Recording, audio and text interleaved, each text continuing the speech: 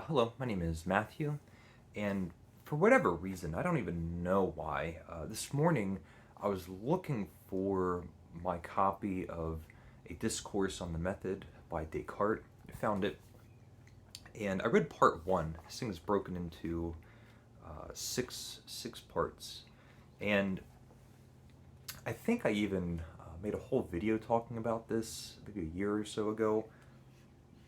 I don't know, but I sat down and I read part one of A Discourse on the Method. And Descartes is talking to us quite plainly, quite directly, mentions that there's all these books on philosophy that you can be reading, but he wants to um, talk in very plain language with specific specific examples of what's on his mind.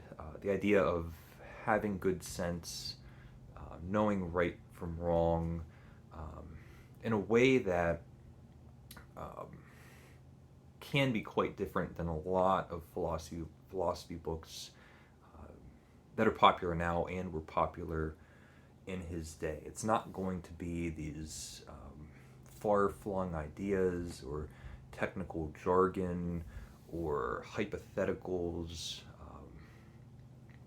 things kind of that are otherworldly or um, not directly transferable to personal experience. He says that straight away. And instead, he just talks about his own experiences. And he begins with his childhood education, or the education that he had in his formidable years.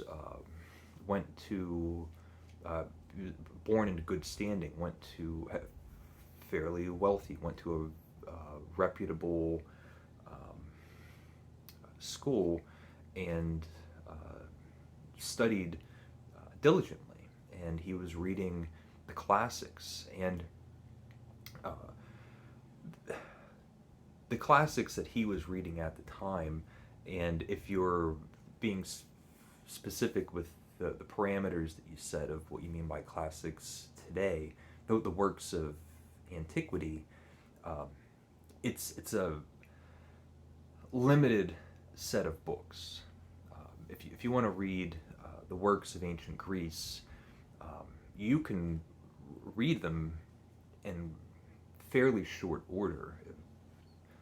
Um, Reading Homer, the Greek dramatists, the dialogues of Plato, the histories of Herodotus and Thucydides, and a handful of other things, but it's a bookshelf of books. Same thing with Roman antiquity.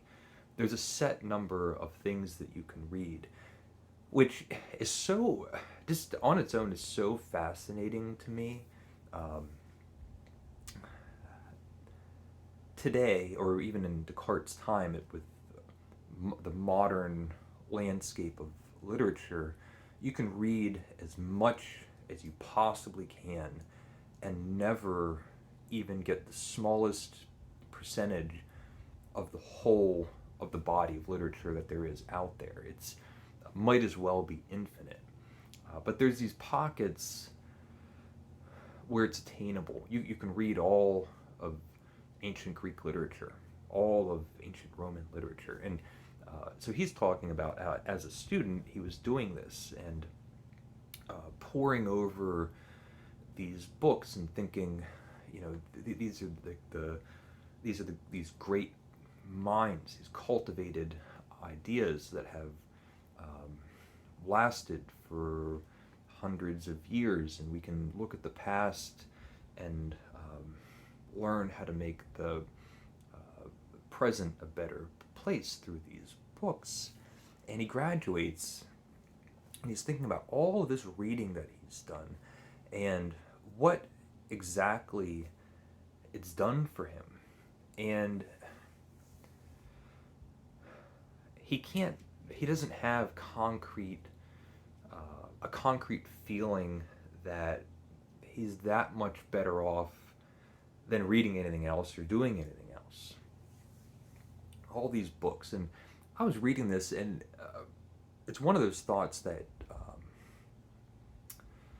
you might have as a reader. You've been reading every day for 20 years or whatever, and think, how much better am I now than if I hadn't read anything at all? What good use is it? Those kinds of thoughts. And so Descartes decides to put his book down, and now he's going to experience life.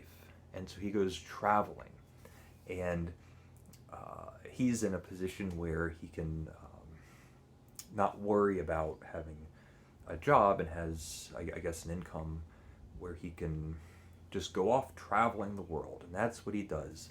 And he finds that there's another set of problems. Just like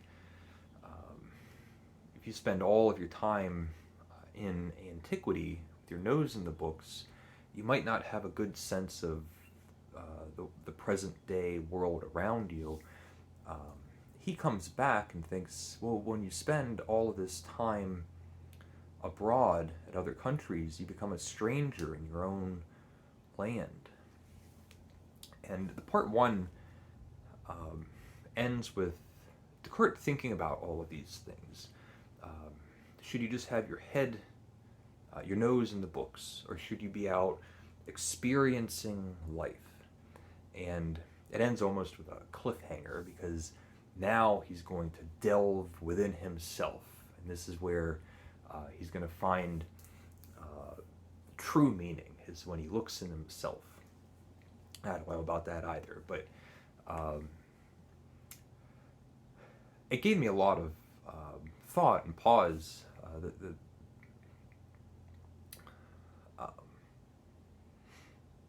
Where do you look for meaning? If you're unhappy with what you're doing, how do you reconcile yourself? You just keep having your nose in the books? Do you put your book down and go off parading through the world? Do you look within? I don't really have, it might sound like I'm having a crisis. I'm actually quite content. I'm not an untroubled person. But when I read these kinds of things, I like to kind of at a distance ponder these things. They're worth pondering, but I don't think they're worth fretting over. Those are my thoughts. So, yeah, I read part one of a discourse on the method. I'm not going to promise to read the whole thing or make videos on each part, but if you've read it, let me know what you think. Thank you for watching, and take care.